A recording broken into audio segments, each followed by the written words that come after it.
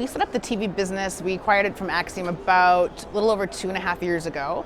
The initial focus was really all about addressable TV, getting all of the MVPDs and networks and anything that was addressable to be made addressable, launching our product Connect Select that supports the sell side. But again, the main focus was getting that targeting and activation component in play.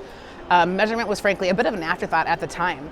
What we've learned is that you really can't do anything in TV without proper measurement, and so you've seen LiveRamp really double down on investing in creating better measurement solutions for the industry. Notably, our acquisition of Data Plus Math about 6 months ago that closed. We've been working with those guys for 6 months now. And we are aggressively expanding the scope of measurement to include not only outcome-based measurement, but just total cross-screen measurement in total.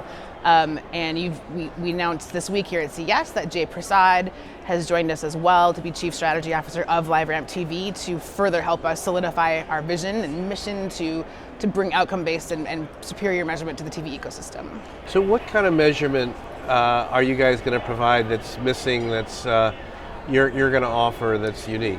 Well, what's unique about Data Plus Math is the outcome-based. So, traditional measurement in TV has been much more about reach and frequency. We are actually now able to tie a business outcome, whether that be a store visit or a purchase or a website visit, to the impression of the TV advertisement. So now, for the first time, marketers are truly able to understand the true business outcome of the investment that they've made in TV.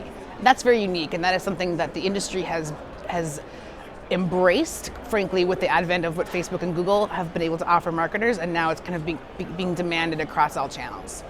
So tell us about deterministic TV, what that means. Also, the whole notion of the graph, the identity graph. Mm-hmm. How is that developing, and what's the value there?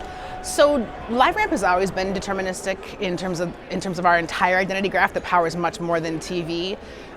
What we are adding and what we have added to our graph is the concept of connected TV IDs into the graph. So LiveRamp 1.0 was really only cookies.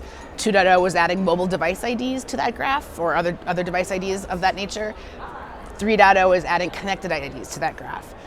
We use an IP address as the connective tissue, so there is some probabilistic nature by definition of an IP address being added to the graph, but it's still very highly accurate. Cool. And the California privacy regulation, how are we doing there? CCPA is definitely giving us all a lot more work to do. Luckily, we've been through this before. We learned a lot from going through GDPR. We have a very robust data ethics team that is working furiously to try to ensure that we are 100% compliant, and we are. I think that the consequences or the outcomes of CCPA are still too early to tell, but at the moment, we feel very good about our position.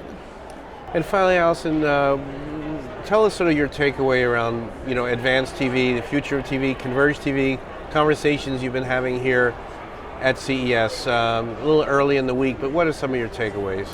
I think a big takeaway was what is going to happen with the kind of the Flix fatigue and all the streaming wars that are happening, and that's something that's being talked about a lot with the advent of Peacock coming into play, Viacom's investment in Pluto.